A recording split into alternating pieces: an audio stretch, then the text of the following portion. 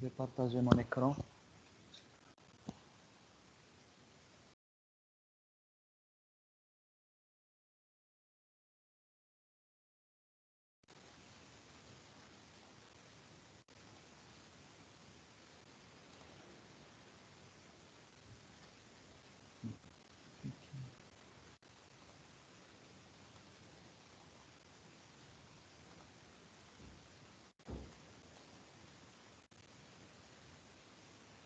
Est-ce que vous voyez mon écran? Oui. Oui, monsieur. Oui. Très bien. Bien. Bismillah ar-Rahman ar-Rahim. Donc, s'il y a des soucis ou là, s'il y a une coupure ou là, vous n'entendez pas bien ou là, il faut me le signaler. La même chose, si vous avez des questions, il ne faut pas hésiter à m'arrêter. Hein. Donc, vous avez la main, hein. Vous pouvez actionner votre micro et poser votre question. N'attendez pas la fin de la séance. Donc, vous pouvez poser vos questions au fur et à mesure. Dans la partie qu'on avait commencé jeudi, donc ça concernait tout ce qui est pression interstitielle négative, d'accord, la succion. Donc là, si vous voulez, pour simplifier, la succion, c'est en fait c'est la différence entre la pression d'air et la pression d'eau, d'accord. Donc c'est UA moins UW.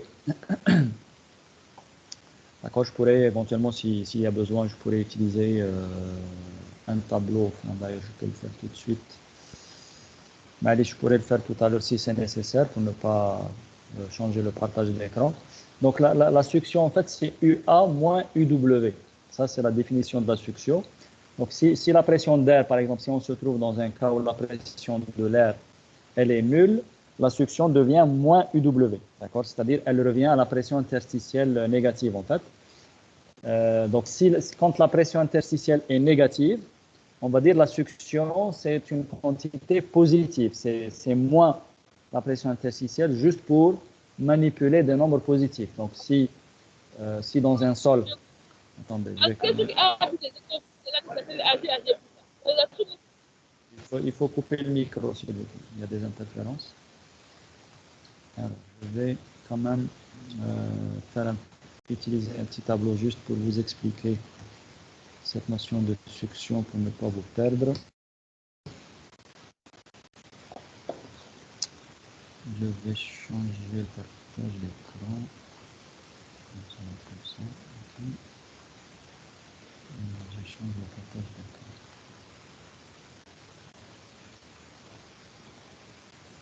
Je vais utiliser le fenêtre. Voilà.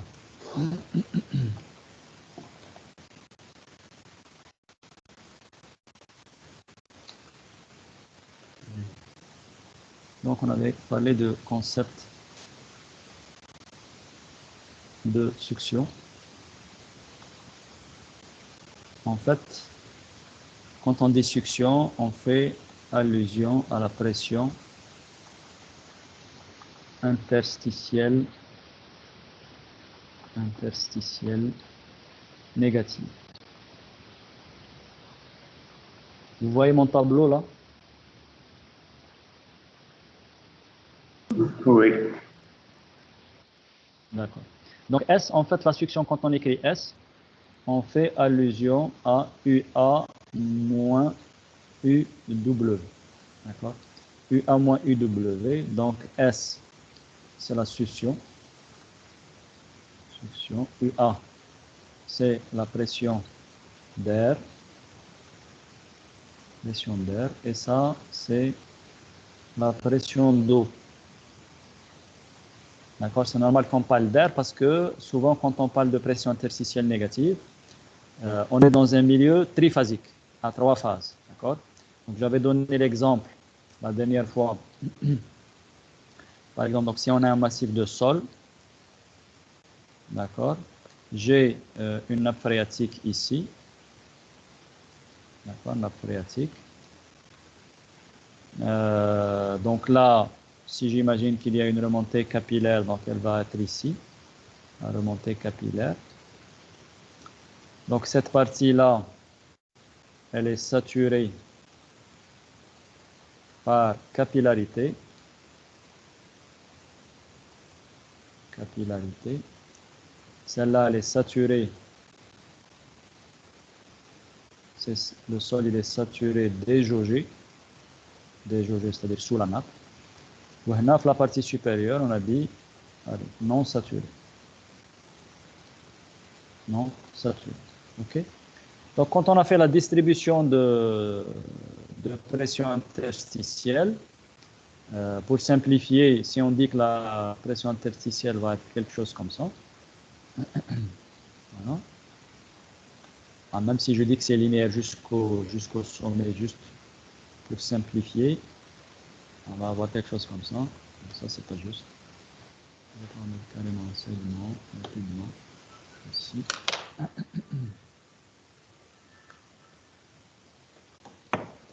Voilà.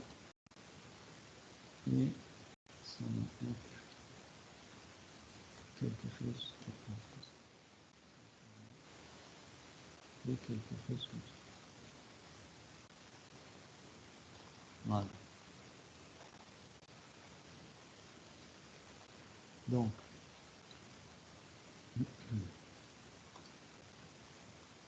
la distribution, elle va être quelque chose comme ça.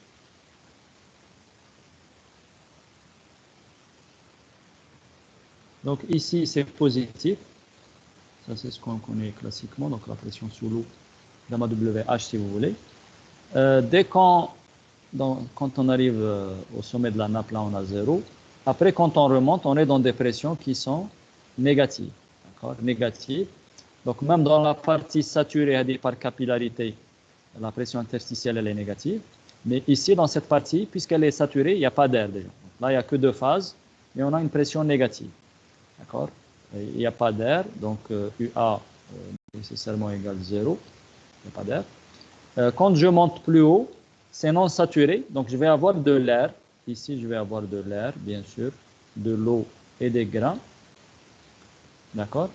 La pression de l'air peut être différente de 0. D'accord? Donc, si la pression de l'air est différente de 0, la succion, c'est la pression d'air moins la pression d'eau. Si, quand la pression d'air est égale à 0, quand UA est égal à 0, la succion sera tout simplement égale à moins UW. D'accord? C'est-à-dire, si on parle de succion, en fait, quand on est au-dessus de la nappe, c'est-à-dire la partie, on parle de succion. Quand on est sous la nappe, on ne parle pas de succion, on parle juste de pression interstitielle. Mais quand on est au-dessus de la nappe, on parle de succion. Si la pression de l'air est égale à 0, S va être égal à moins UW. Et comme UW est un nombre négatif, moins UW c'est un nombre positif. Donc il faut juste savoir que quand on parle de succion, en fait on est en train de parler de dépression, on est en train de parler de pression interstitielle négative, mais la valeur qu'on manipule, elle est positive. C'est-à-dire si je suis en un point ici par exemple, voilà, je suis là. J'ai une pression interstitielle UW égale moins 300 kPa. Si la pression d'air est égale à 0, je dis qu'en ce point, j'ai une succion de 300 kPa. Une succion de 300 kPa. D'accord? Donc, c'est un nombre positif, la succion. La pression interstitielle, c'est un nombre négatif si je suis au-dessus de la nappe. Mais la succion, c'est un nombre qui est égal en valeur absolue à la pression interstitielle si la pression d'air est égale à 0. Mais c'est un nombre positif. C'est un nombre positif, mais il exprime une dépression. Il exprime une pression interstitielle négative. C'est bon? On a متفاهمين. هذه هي la succion. Bien. Donc, j'avais parlé déjà jeudi sur l'influence de la succion sur le comportement mécanique. Effectivement, si je considère le principe de contrainte effective de Terzaghi, donc sigma prime égale sigma moins U, W, d'accord. Lorsque la pression interstitielle elle est positive, j'ai dit que cette pression va diminuer la valeur de sigma prime, d'accord. Parce que quand je charge un échantillon, si une partie de la contrainte totale est transmise à l'eau, donc elle n'est pas supporté par le squelette solide.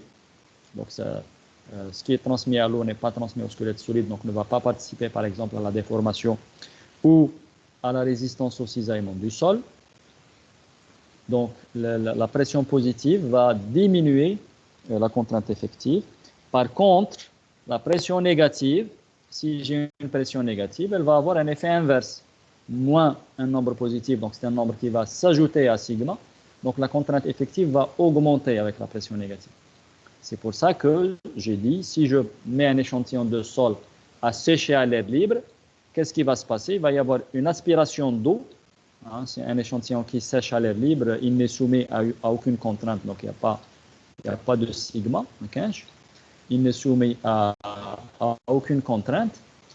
Mais comme la pression interstitielle elle est négative, donc tout se passe comme si sigma prime était en train d'augmenter. Donc plus l'eau part, il y a une aspiration d'eau, plus la pression interstitielle devient négative, elle devient de plus en plus négative. Donc j'ai un sigma prime qui va augmenter et donc l'échantillon de sol qui va rétrécir, qui va diminuer de volume. C'est la question du retrait, le problème de retrait des argiles qu'on va voir par la suite de façon plus détaillée. OK? Donc voilà ce qu'on a dit un peu jusqu'à présent. Donc on est plus familier avec la notion de contrainte. On sait ce que c'est une contrainte, on sait la mesurer, notamment à travers une mesure de force qu'on va diviser par une surface. Donc on peut mesurer une contrainte. Dans un laboratoire, on peut avoir un capteur de force. Capteur de force, donc il va me donner une force à partir de laquelle je peux déduire une contrainte. Okay. La pression interstitielle positive, plus ou moins, on est plutôt familier à ça. Dans les laboratoires, il y a aussi ce qu'on appelle des capteurs de pression interstitielle qui permettent justement de mesurer cette pression interstitielle à travers des membranes qui vont être poussées par cette pression, et la déformation de cette membrane va nous permettre d'avoir une mesure de la pression interstitielle positive. La pression interstitielle négative, là, on ne connaît pas beaucoup, du moins pour quelqu'un qui a fait de la mécanique des sols classique. Et c'est pour ça que je vais essayer un peu d'insister sur cette notion de pression négative ou là de succion. D'accord? Cette notion de succion, maintenant, S. Comment, la question que je me pose là maintenant, comment on peut mesurer et comment on peut imposer une succion. Donc là, ce que je vais présenter là maintenant, ce sont des techniques expérimentales, d'accord, techniques expérimentales pour faire deux choses différentes. Comment contrôler une succion et comment mesurer une succion. D'accord? Comment on fait pour contrôler et pour mesurer une succion? C'est quoi la différence? Mesurer une succion, c'est j'ai un échantillon de sol, il est ce qu'il est, il a été peut-être un peu desséché ou la compacté. Je vais venir mesurer la succion qui existe à l'intérieur. Comme elle est. Je ne vais pas la modifier, cette succion. Je vais la mesurer comme elle est dans l'échantillon. Ça, c'est des techniques. Mais il y a d'autres techniques pour contrôler une succion. C'est-à-dire, j'ai un échantillon de sol, je veux lui imposer, par exemple, une succion de 5 bars, de 500 kPa. Je veux lui imposer cette succion. Là, j'ai une technique pour faire ça. Ça s'appelle les techniques de contrôle de la succion. Donc, je vais contrôler la succion, je vais imposer une succion à un échantillon de sol et je vais regarder qu'est-ce qui se passe pour cet échantillon de sol. Si je lui applique telle ou telle succion, comment il va se déformer, comment il va réagir, etc. Ok, c'est ça l'objet de la présentation de maintenant. Allez, je change le partage pour revenir au PowerPoint. Ok. Allez, je reviens ici. Je mets le mode écran.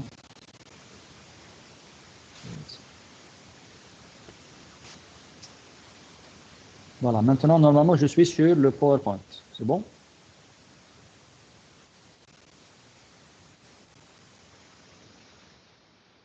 voyez mon PowerPoint, méthode de contrôle de la succion. C'est bon, c'est bon. C'est bon. Donc, on a technique de contrôle et de mesure, et je vais commencer par les techniques de contrôle. Comment je peux contrôler une succion.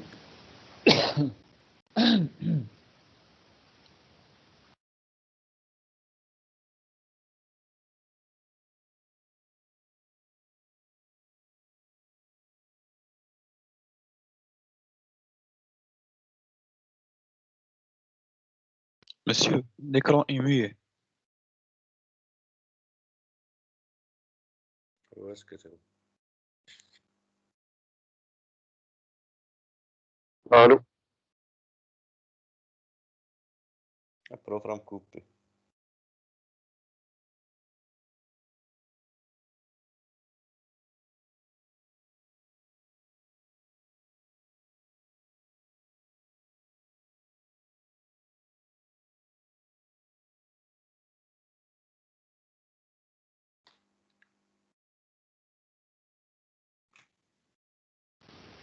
Est-ce que vous m'entendez maintenant? C'est bon. Oui, monsieur. Oui. D'accord, pardon. Ok, parfait. Donc, les méthodes de contrôle de la succion. Donc, on va essayer de voir quelles sont les techniques de laboratoire qu'on peut utiliser pour contrôler la succion. Bon, c'est pour vous donner une idée, hein. Après, si on veut voir ça de plus près, il faut le voir sur place au laboratoire. Donc, au laboratoire ADNA, donc on a pas mal de techniques qu'on met en œuvre. Donc, pour ceux qui seraient intéressés par la suite, on peut voir ça sur place si on a l'occasion. Mais là, l'objectif, c'est de vous donner déjà une idée première sur comment donc on peut faire des mesures, enfin soit une mesure, soit un contrôle de la succion au laboratoire. Parce que c'est ça qui va nous permettre par la suite d'étudier le retrait-gonflement dont on a parlé. Si on veut étudier le retrait-gonflement, ce serait bien qu'on puisse suivre la succion au cours du processus de retrait ou là, du processus de gonflement. Juste pour vous dire, ce que je vais vous présenter, ça sert à quelque chose parce que ça peut apparaître un peu pointu ou là, un peu trop, je dirais, académique. En fait, classiquement, quand les ingénieurs étudiaient le problème de retrait-gonflement, souvent, ils le faisaient dans un appareil eudométrique. D'accord? Dans un appareil eudométrique, donc ils prennent un échantillon de sol, par exemple, intact, qui est prélevé, je ne sais pas moi, 3 mètres ou 4 mètres de profondeur, au niveau d'une assise de fondation, par exemple. Donc on prend cet échantillon de sol, et on va regarder, par exemple, comment il va gonfler si je verse de l'eau dessus. Donc, on a mis l'échantillon, la cellule eudométrique, il est dans un état naturel. On va verser de l'eau dessus et on va regarder avec un comparateur comment il va gonfler. D'accord? Et on va mesurer l'amplitude du gonflement, etc. On va dire ça, c'est un sol gonflant, pas gonflant, et ainsi de suite. Mais si vous voulez, ça, c'est pas suffisant. D'accord? Pourquoi c'est pas suffisant?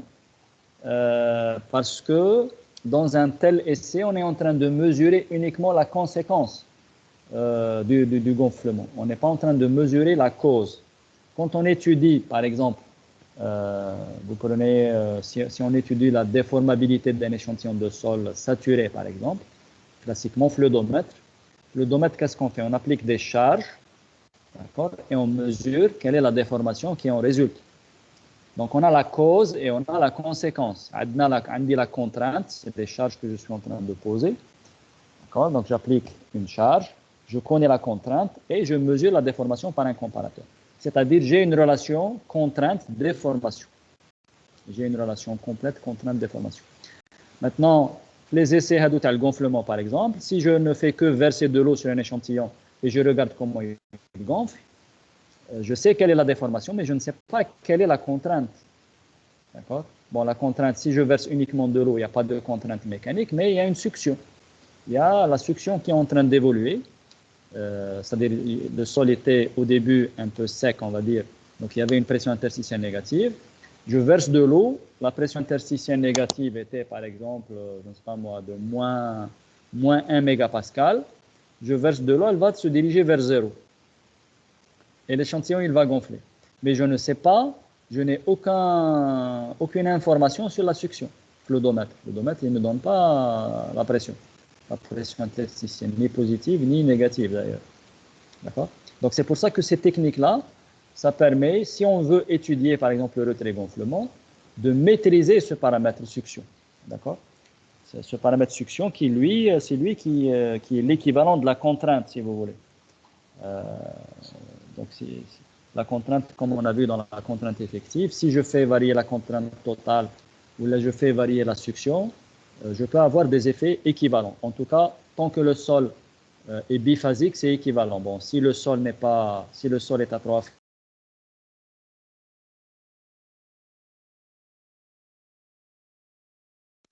l'effet de la succion va avoir un effet semblable à un chargement, nécessairement. Si j'augmente la succion, ça ressemble à un chargement, c'est pour ça que j'ai un retrait. Si je diminue la succion, ça ressemble à un déchargement, donc je vais avoir un gonflement. D'accord? Mais il faut que je puisse savoir quelle est cette succion, soit la mesurer telle qu'elle se trouve, soit au moins l'imposer, la contrôler, l'imposer et voir qu'est-ce que ça produit comme déformation. Donc c'est ça un peu le but de ces techniques-là. Donc la technique osmotique. Donc les plaques tensiométriques d'abord, si je veux commencer par les plaques tensiométriques. Les plaques tensiométriques, le laboratoire. Mais c'est un système aussi qui est relativement simple. D'accord. Donc, qu'est-ce qu'on fait? L'échantillon de sol est placé au contact de l'eau à travers une plaque particulière. Hein, c'est en général en céramique. D'accord. C'est un milieu poreux très fin. Ok. Et elle est en contact de l'eau qui se trouve dans un tube, comme ça. Ok. Donc là, vous voyez que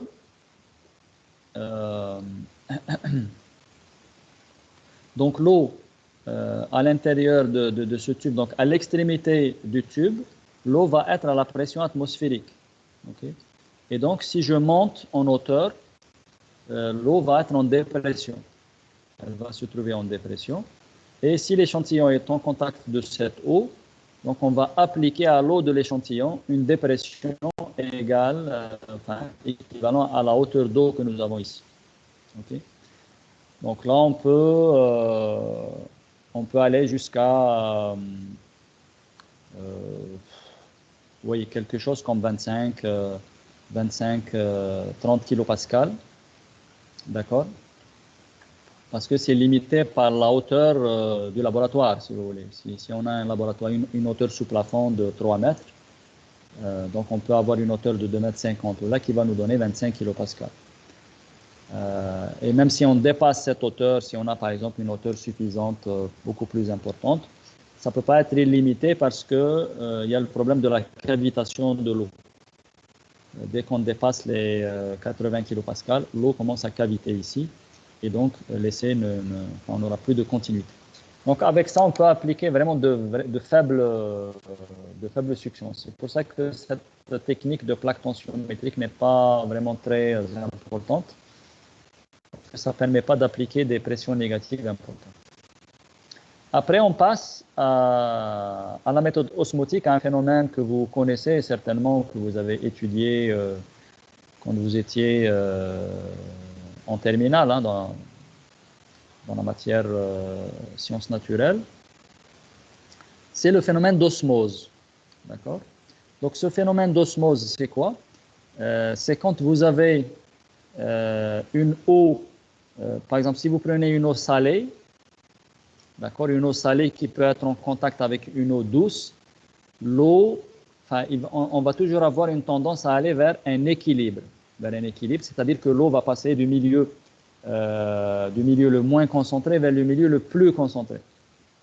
D'accord?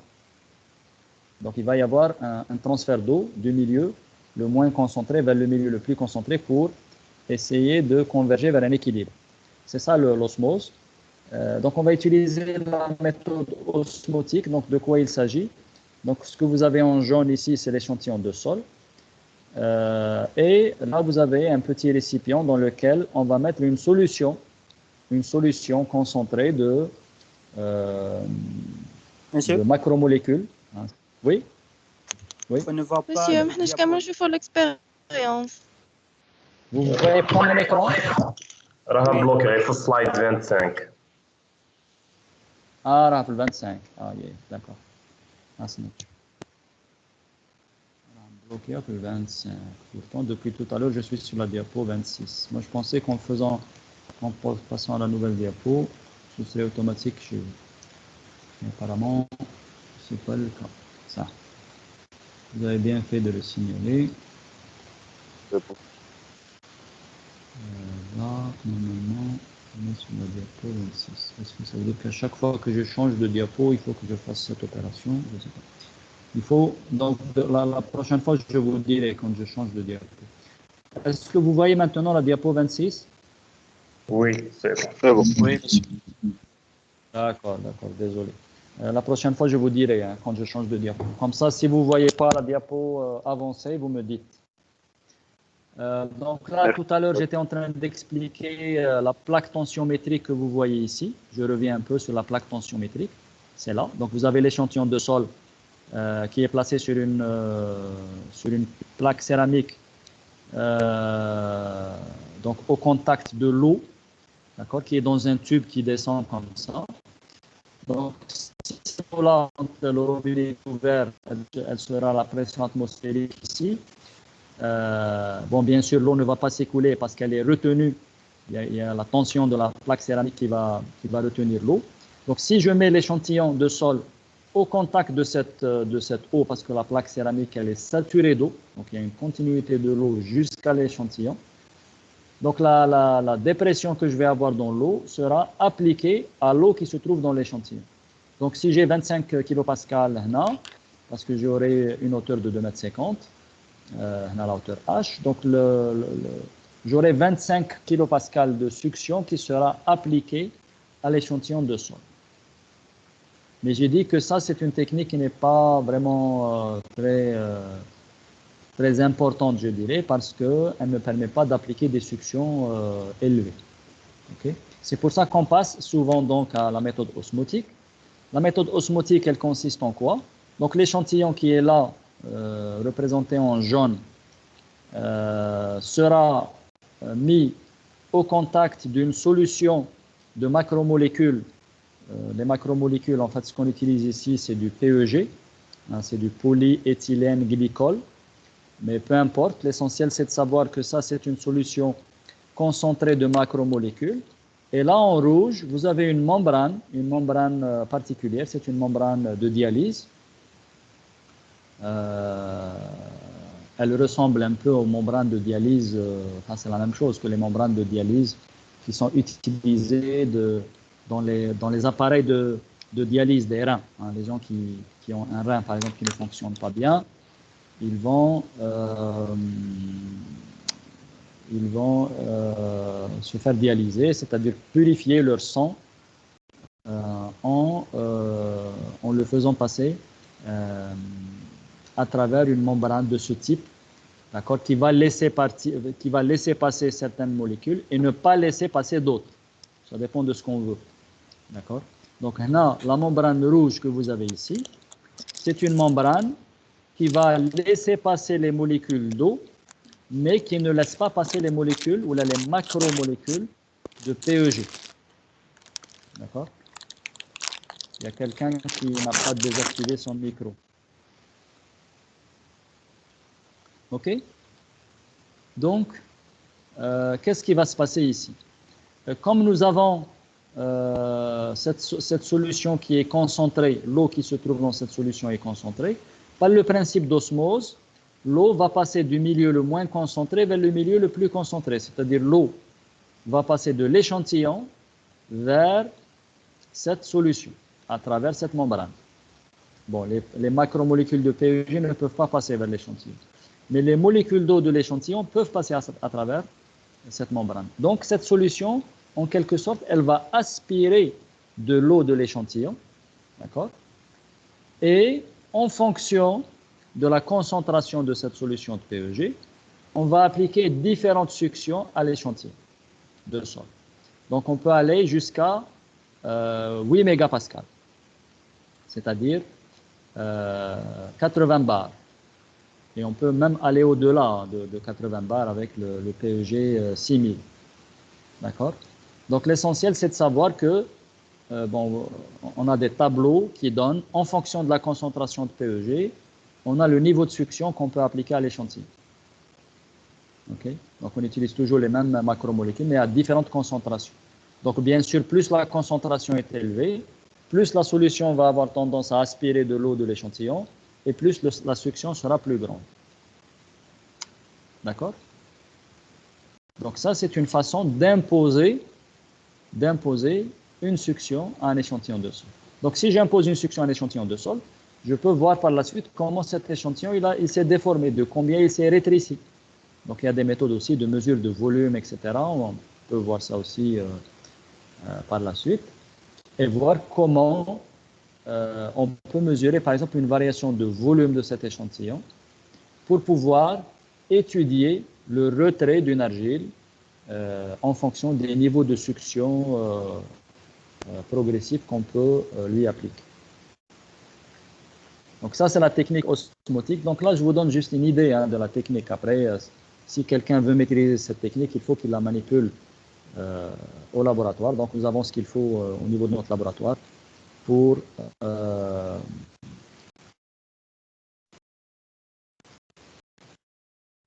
faire ce genre d'essai.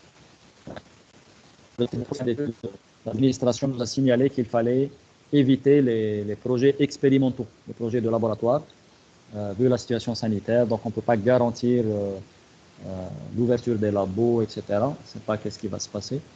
Donc, même les projets de fin d'études qui seront proposés, ce sera beaucoup plus des projets soit de modélisation numérique, soit théorique, de type calcul. Ça peut être des calculs à la main, ça peut être des recherches bibliographiques, des analyses bibliographiques, ça peut être des modélisations aux éléments finis, etc. Voilà, ça c'est une parenthèse. Après, cette technique-là, elle peut être adaptée, la technique osmotique, elle peut être adaptée à des appareils de mesure tels que l'odomètre, par exemple. D'accord? L'odomètre, donc l'odomètre classique, on n'a aucun moyen de mesurer une pression interstitielle, d'ailleurs même pas positive. Et si on veut appliquer une pression négative, on ne peut pas le faire dans un odomètre classique, mais on peut adapter l'odomètre classique, on peut l'adapter pour lui intégrer ces techniques osmotiques pour faire ce qu'on appelle des essais à succion contrôlée. C'est-à-dire, je peux faire un essai eudométrique à succion imposée. D'accord? Pour simuler, par exemple, quand je construis un bâtiment sur un sol qui est, on va dire, non saturé, qu'est-ce qui se passe? Je suis en train d'appliquer une charge à un sol qui a une succion donnée. D'accord? Donc ça, je ne peux pas le faire dans un odomètre classique parce que l'odomètre classique suppose que le sol est saturé. Si le sol n'est pas saturé, il faut passer à des équipements adaptés. Donc l'odomètre osmotique peut faire ça. Dans notre laboratoire, on a développé un odomètre osmotique dans le cadre d'une thèse il y a quelques années. Donc on peut réaliser des essais eudométriques à succion contrôlée, c'est-à-dire on fait un essai odométrique et on sait à tout moment quelle est la valeur de la succion parce qu'on est en train de l'imposer à travers une solution osmotique qui circule dans la cellule eudométrique et qui touche l'échantillon, pas directement, mais à travers une membrane comme celle que je vois ici en rouge. Bon, il y a des gens qui ont aussi adapté la technique osmotique au triaxial. Bon, nous, on n'a pas ça, mais ça peut se faire aussi de la même façon que pour l'odomètre. Rapidement, il y a une autre technique qui peut permettre d'imposer des suctions beaucoup plus grandes, qui peuvent aller jusqu'à, on va dire, quelque chose de l'ordre de 1000 bars, ou même jusqu'à 3000 ou 3400 bars, ce qui est marqué ici, 340 mégapascales. avec ce qu'on appelle les dessicateurs à solution saline. D'accord? Bon, c'est pas des appareils sophistiqués. Dans tout ça, il n'y a pas d'appareil sophistiqué, hein, parce que ça, on peut faire avec un récipient quelconque. Hein. Avec un récipient, il suffit, mais par contre, il suffit d'avoir pour la technique osmotique, il faut avoir la solution de PEG, parce que la solution de PEG, donc c'est un produit assez particulier, produit chimique, donc il faut l'avoir. Et la membrane, il faut l'avoir aussi. Mais on n'a pas besoin d'un appareil particulier. La même chose pour les dessicateurs à solution saline, on n'a pas besoin d'appareil. Hein. Il nous faut juste un récipient. D'ailleurs, elle est plus simple à mettre en œuvre que l'osmose. Un récipient. Donc, je mets en bas du récipient une solution saline.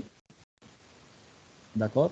Et un peu plus haut, sur une grille, là, je pose mon échantillon de sol dans une atmosphère du dessiccateur qui est fermée. D'accord? Ça peut être un récipient en verre, une espèce de cocotte en verre qui est fermée dans la partie supérieure par un couvercle. D'accord? Et j'essaie d'avoir une température quand même constante, plus ou moins constante. Et le sel, la solution saline va imposer une humidité relative constante dans l'enceinte de ce dessiccateur. Et donc, je vais imposer une succion à mon échantillon de sol. C'est un peu le même principe qui est utilisé, par exemple, dans les caves, par exemple, dans les sous-sols, il y a de l'humidité. Les gens, qu'est-ce qu'ils font? Ils mettent du sel. Ils mettent du sel, par exemple, sur un tamis. Et en dessous du tamis, jibo orbal, donc ils fait le sel. Au taht, ils mettent un seau, d'accord, un petit fût. Et donc ce sel va capter toute l'humidité qui se trouve dans la cave et elle va s'égoutter à l'intérieur du seau. Okay? Donc c'est le même principe ici. Est-ce que le sel, ou là le sel qui est utilisé par exemple comme conservateur pour conserver le poisson, etc. Les gens utilisent beaucoup de sel, ils mettent beaucoup de sel parce que ce sel-là va absorber toute l'humidité qui peut créer des environnements bactériologiques, etc. Donc le sel va imposer une humidité relative et cette humidité relative va correspondre à un niveau de succion. Donc la même chose, on va avoir des tableaux avec les différents types de sel, etc. Pour imposer les suctions qu'on veut. Et là, on peut imposer de fortes suctions à l'échantillon de sol. Donc là, on dit solution saline saturée. Pourquoi saturée dans les solutions salines? C'est-à-dire on va mélanger le sel avec la solution jusqu'à ce qu'on ne peut plus mélanger du sel. C'est-à-dire on va dissoudre le maximum de sel possible dans la solution. C'est ça une solution saturée. C'est comme les gens qui mettent 5 morceaux de sucre dans une tasse de café. Tchalat sucre, mais il en restera. Tu ne peux plus dissoudre du sucre. Donc là, on dit que le café, il est saturé de sucre. C'est la même chose ici. Donc on mélange le sel jusqu'à ce que la solution devienne saturée. Voilà. Alors, je vais passer... Ça, c'est un détail sur la plaque tensiométrique. Ça, c'est une photo. Vous voyez la diapo 27? Non. Vous voyez la diapo 27? Non. Non, Non, monsieur. vous ne la voyez pas? Ça. Dans ce cas, je ne sais pas. Prof, j'ai une question. Oui, très bien.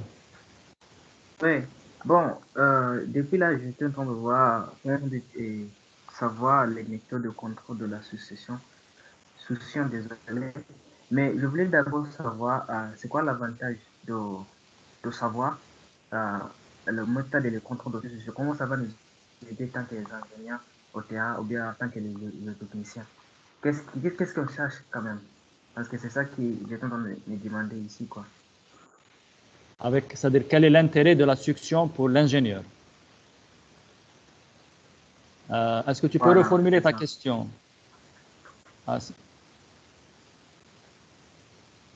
C'est-à-dire, quel est l'intérêt sur le terrain? Voilà.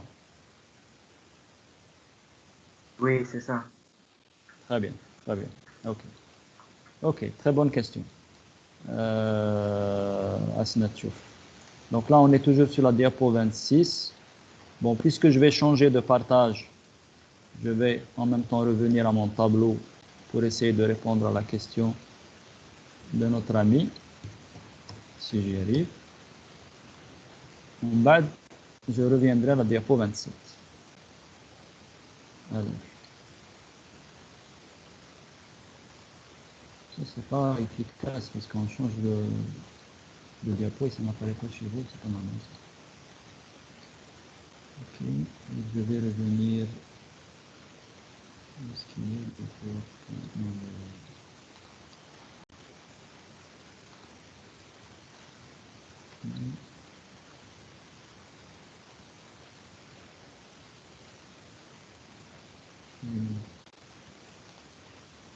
Ouais.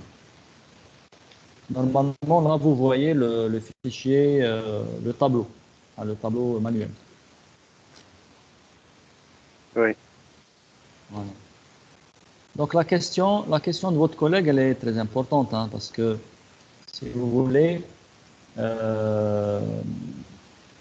moi, je dis toujours aux étudiants, il faut toujours poser la question à quoi ça sert. On essaie de ne pas faire des choses qui ne servent pas au travail de l'ingénieur. D'accord? Donc ça, c'est une question qu'il faut toujours garder à l'esprit. Quand on parle de géotechnique avancée, c'est vrai qu'on essaie de sortir un peu de la mécanique des sols classique, parce qu'on essaie de vous apprendre des choses que vous ne connaissez pas déjà. Mais il est vrai que quand on parle, notamment pour une discipline, regardez, une discipline comme la mécanique des sols, c'est une discipline qui est relativement jeune, d'accord. Elle date des années, son début date des années 1920. Donc c'est une science récente. Quand on parle donc notamment de choses nouvelles, notamment de résultats de recherche, souvent, il peut y avoir un décalage entre je dirais, le niveau de connaissance de la science et l'application sur le terrain pour le technicien, pour l'ingénieur, etc. Je m'explique. Ça veut dire que ce qu'on est en train de dire là pour les sols non saturés, je vous dis clairement et sincèrement que tout ce qu'on dit là sur les sols non saturés n'est pas encore totalement, comment dirais-je, totalement acquis et appliqué sur le terrain pour les ingénieurs. Pour faire entrer des choses nouvelles dans le quotidien de l'ingénieur, je dirais qu'il faut du temps, c'est sûr. Donc il y a des aspects qui sont déjà imposés, je dirais, à l'ingénieur par les problèmes qu'il rencontre au quotidien, d'accord. Mais il y a aussi des aspects, les mazels ne sont pas encore tellement pris en compte par l'ingénieur, et il arrive à s'en sortir, je dirais, avec les moyens dont qu'il connaît classiquement. Donc je ne vous dis pas maintenant que vous devez tout savoir sur les sons non saturés pour pouvoir exercer le métier de l'ingénieur. Si je dis ça, c'est pas la vérité. D'accord? Ceci dit, l'ingénieur commence, je dirais, commence à sentir la nécessité d'évoquer ou de prendre en compte la non-saturation. Quand je dis la non-saturation, c'est-à-dire essentiellement la pression interstitielle négative et la succion.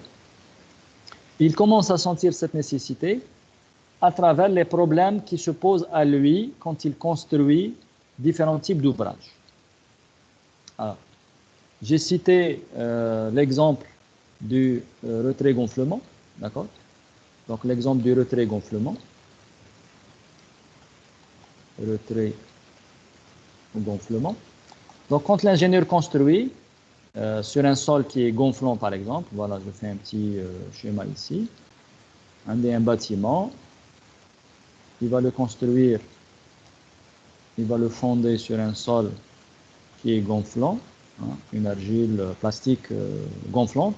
Toutes les argiles ne sont pas gonflantes, hein, on va dire par la suite comment on peut caractériser ce type de sol, notamment à travers des indicateurs comme la limite de liquidité, par exemple. Si la limite de liquidité dépasse 50-60, je commence déjà à m'inquiéter, à suspecter le sol gonflant. Donc, si l'ingénieur construit sur un tel sol,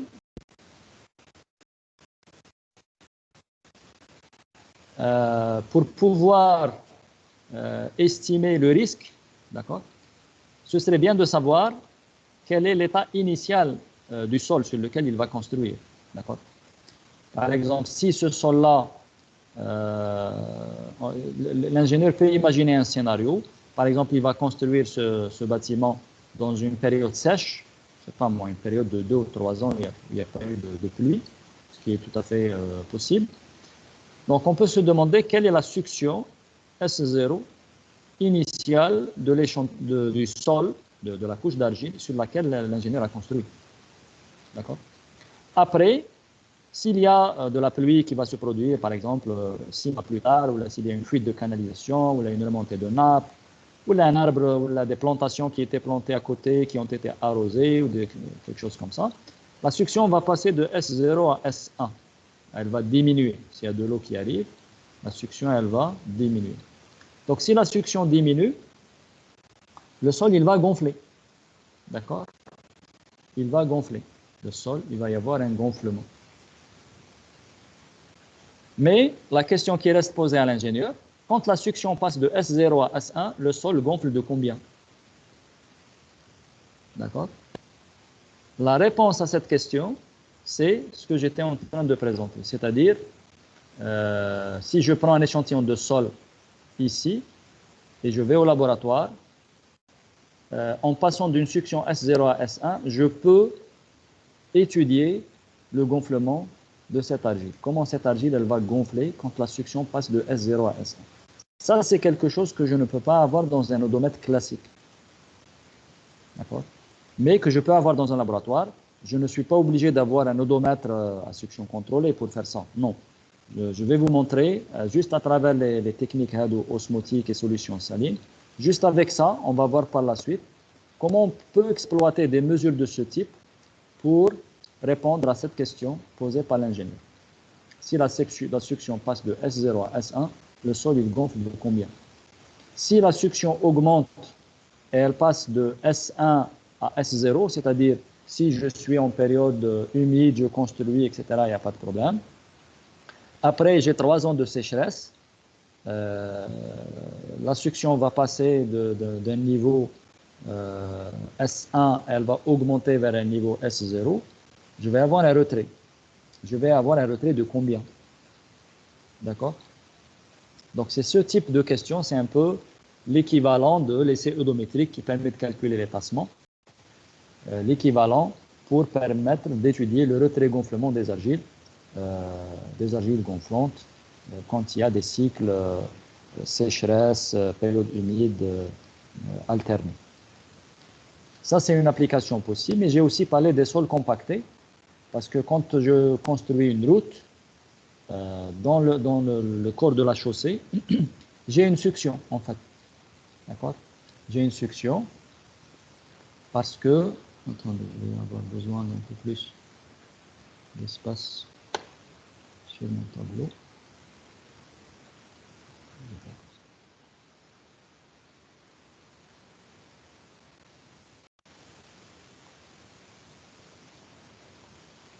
Ok. Donc là, j'ai donné l'exemple d'une assise de fondation. Je peux donner l'exemple d'une route. Voilà, ça c'est une chaussée. Le sol, il est mis en place par compactage. Ce compactage, il a été fait selon une énergie donnée, Proctor normal ou modifié. Donc gamma D teneur en eau. Pardon. Gamma D teneur en eau. La courbe de saturation, elle est là. Donc là, si j'ai compacté à ce niveau, ici, l'échantillon de sol, il est à un degré de saturation de l'ordre SR, degré de saturation de l'ordre de 85%, on va dire. Et donc, le sol, il contient une succion. Il a une pression interstitielle négative. Comment je peux étudier ce sol qui a une pression interstitielle négative si je ne maîtrise pas justement cette succion? Parce que si je reviens à chaque fois sigma prime égale sigma moins U, ou la sigma, si je remplace moins U par la succion, S, sigma plus S, la succion, en supposant que, si je suppose que ce principe est valable, en tout cas s'il n'est pas valable, ça peut être valable dans un sol, on va dire, proche proche de la saturation. Et sigma prime égale à sigma, ici plus S, mais plus une fonction à déterminer de S, une fonction de S, la succion, pour un sol non saturé. Donc, si vous voulez, ce S-là, cette succion, c'est elle aussi qui va contrôler le comportement avec la contrainte mécanique, qui va contrôler le comportement mécanique, déformation, résistance au cisaillement, etc. Donc, je dois, si je veux étudier l'influence, je dirais, de cet état de non-saturation sur le comportement, je dois pouvoir avoir un certain contrôle de cette pression négative, de cette succion. Okay. Donc là, j'ai parlé tout à l'heure au laboratoire, mais in situ aussi, il y a pas mal d'outils qui permettent de mesurer la pression négative in situ, qui ont été notamment développés par les agronomes. D'accord. Les agronomes, vous savez que bon, dans nos têtes, nous, on a toujours des frontières entre les sciences, la mécanique des sols, c'est à part, je sais pas moi, l'agronomie, c'est à part, la pédologie, c'est à part, mais le milieu naturel, il est le même, hein. Donc il ne reconnaît pas ses frontières. Mais en tout cas, on peut, si on ouvre un peu l'esprit entre les différentes spécialités, entre les différentes disciplines, on peut profiter les uns des autres. Quand vous avez donc un arbre, d'accord, un arbre, il a des racines, et ces racines-là, elles vont pomper l'eau à l'intérieur du sol. Mais l'eau qui se trouve dans le sol, en fait, cette eau-là, elle est soumise à une succion, à une dépression. Cette dépression, c'est quoi? C'est une attraction de l'eau par le sol. C'est le sol qui est en train de tirer sur l'eau. Mais après, il y a une compétition entre l'arbre et le sol. C'est-à-dire la racine de l'arbre va essayer de tirer cette eau parce qu'elle en a besoin pour boire. Okay. Et donc, cette notion de succion est importante pour les agronomes. D'ailleurs, il y a des petits appareils qui se vendent dans les magasins de bricolage en Algérie, je ne sais pas si ça existe, mais tu mets un appareil dans le pot de fleurs, tu mets cet appareil, enfin c'est un petit appareil hein, que tu enfonces dans le pot de fleurs, et cet appareil-là, il est en contact d'un petit réservoir d'eau. Cet appareil, qu'est-ce qu'il fait? En fait, il mesure la succion à l'intérieur du sol. Et dès que la succion dépasse une certaine limite, ça veut dire que le sol il est trop sec et donc la plante est en manque d'eau. Il y a à travers donc des circuits électroniques, il y a une trappe qui va s'ouvrir et le réservoir va commencer à goûter de l'eau dans le pot de fleurs. Donc il y a des gouttes d'eau qui vont arriver, des gouttes d'eau qui arrivent jusqu'à ce que la succion retombe, la succion redevient faible, c'est-à-dire le sol a absorbé un peu d'eau, sa teneur en eau a augmenté, hop, la trappe se referme et on n'arrose plus. D'accord. Donc cette notion de mesure de la succion, donc sur le terrain, on l'a beaucoup plus prise des agronomes. Donc il y a ce qu'on appelle des tensiomètres, d'accord, qui permettent de mesurer cette pression interstitielle sur le terrain. Bon, bien sûr, c'est des mesures assez limitées parce que les applications ne sont pas les mêmes entre nous et les agronomes. Mais récemment, il y a aussi des tensiomètres qui ont été développés qui permettent de couvrir des gammes de succion beaucoup plus importantes que celles des agronomes et qui peuvent intéresser l'ingénieur. Donc, toutes ces histoires-là de sol non saturé, de pression interstitielle négative, etc., si vous voulez, c'est en train d'être développé depuis 30 ans, hein, depuis les années 90. Mais je ne peux pas vous dire aujourd'hui que c'est complètement ancré dans la pratique de l'ingénieur de tous les jours. Non, je ne peux pas dire ça, même dans les pays développés. D'accord?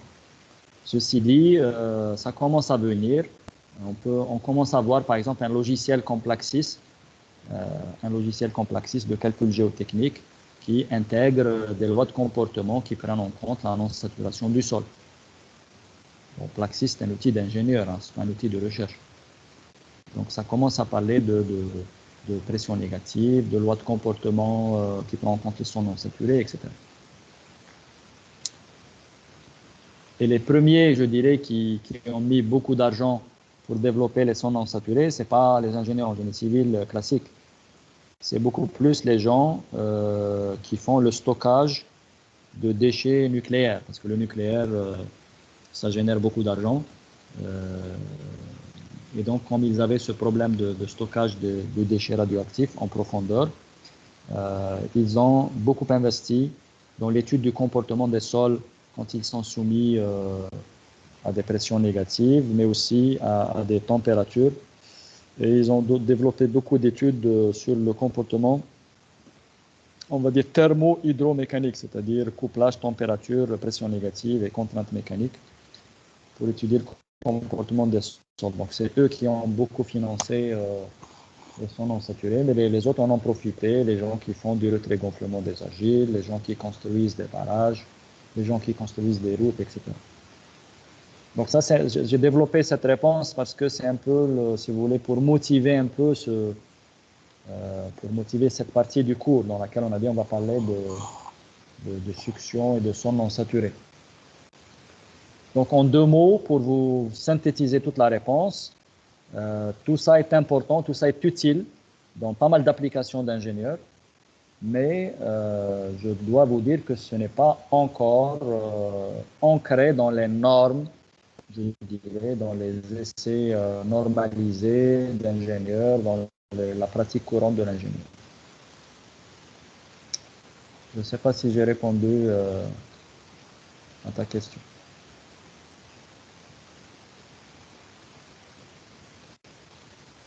J'espère qu'il ne s'est pas endormi.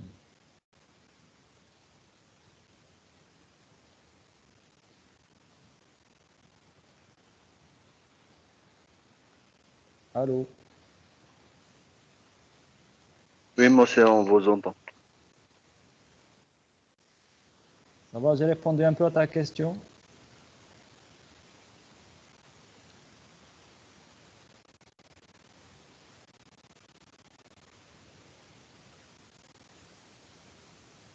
J'ai l'impression qu'il y a un décalage. Oui, oui, prof, merci.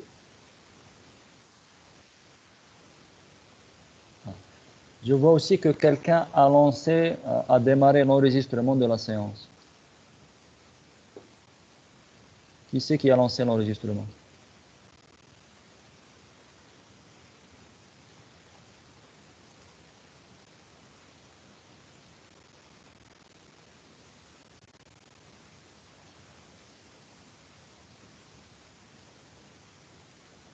Oui, monsieur, Je j'enregistre sais pas si vous aussi. m'entendez.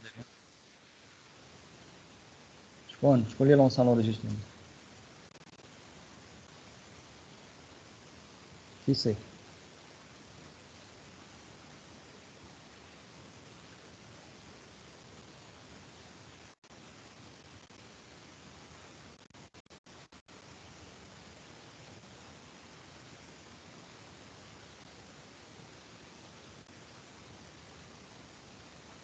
Bon.